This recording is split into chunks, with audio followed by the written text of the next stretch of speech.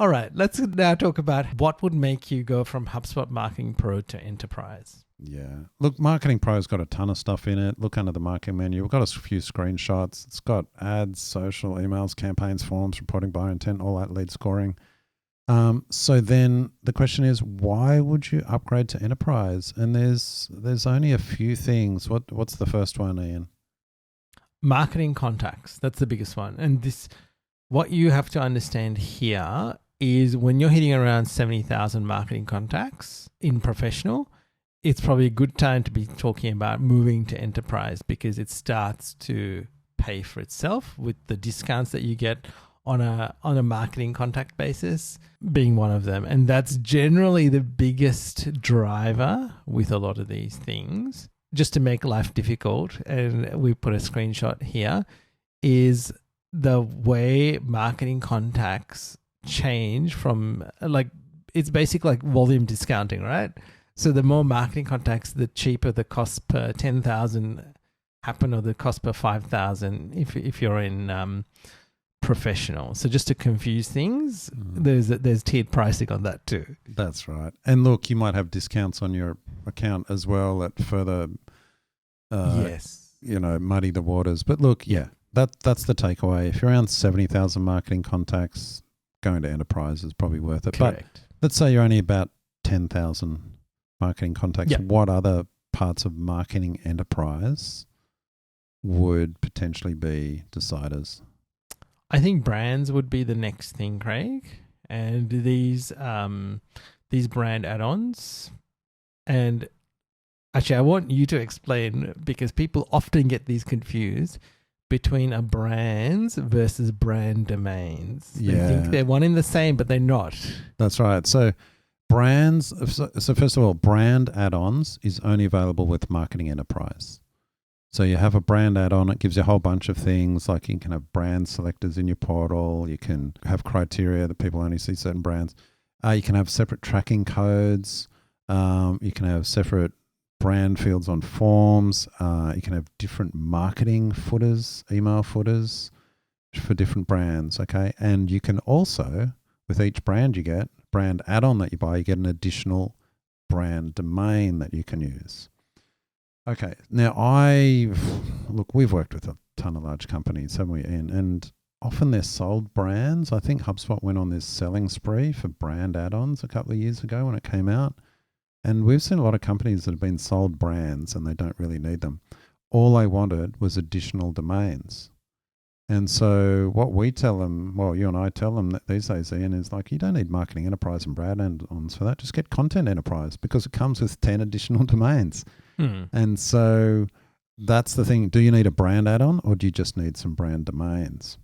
Correct. Now, the brand add-ons, in case you're wondering, I've never heard of that. Well, they used to be called business units. Yes. And I kind of feel that was a better name. And I think calling them brands makes it confusing versus brand domains. But anyway, just be aware, brand add-ons, totally different to brand domains. Brand domains is just another domain to use. That's the thing. Now, when's a good example when you would have a brand add-on? Well, if you've got a separate, totally different company, maybe totally different people involved, but you want to use the same portal, maybe that's one case. We're not going to talk about in this show, but sometimes people have multiple portals and then you have multi-portal access. That's another option. Yes. We're not going into that today. But yeah, brands are often there. I have to say, I don't think there's a big market for brand add-ons.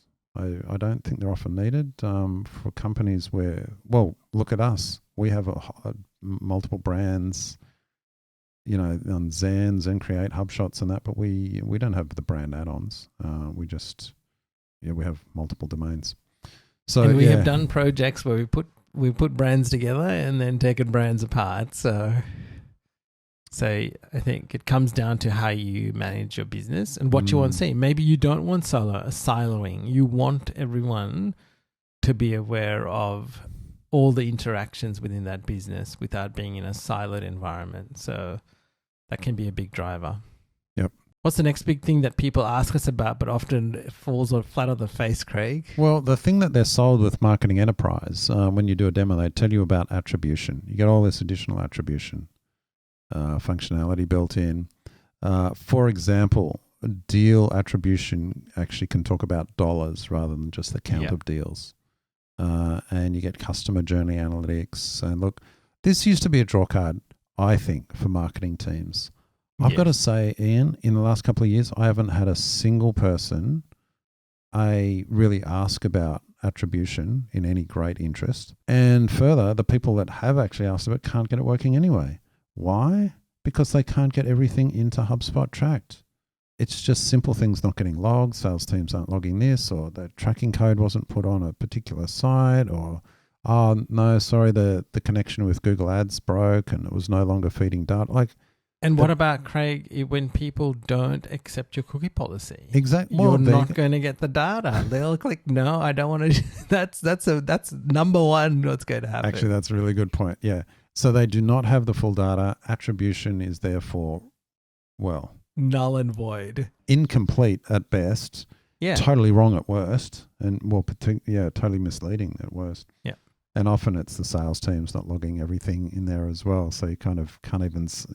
The number of times they're like, oh, yeah, did that deal... Oh, no, someone hadn't kept their deals up to date and stuff like that. Yeah, it's just like, well, good luck trying to get attribution when basic data can't be put in place. So I actually don't think this is a compelling reason to upgrade to Enterprise at all these days. I really think it comes back to whether if you definitely need brand add-ons, Enterprise is for you, but it's really marketing contacts is probably the main decider.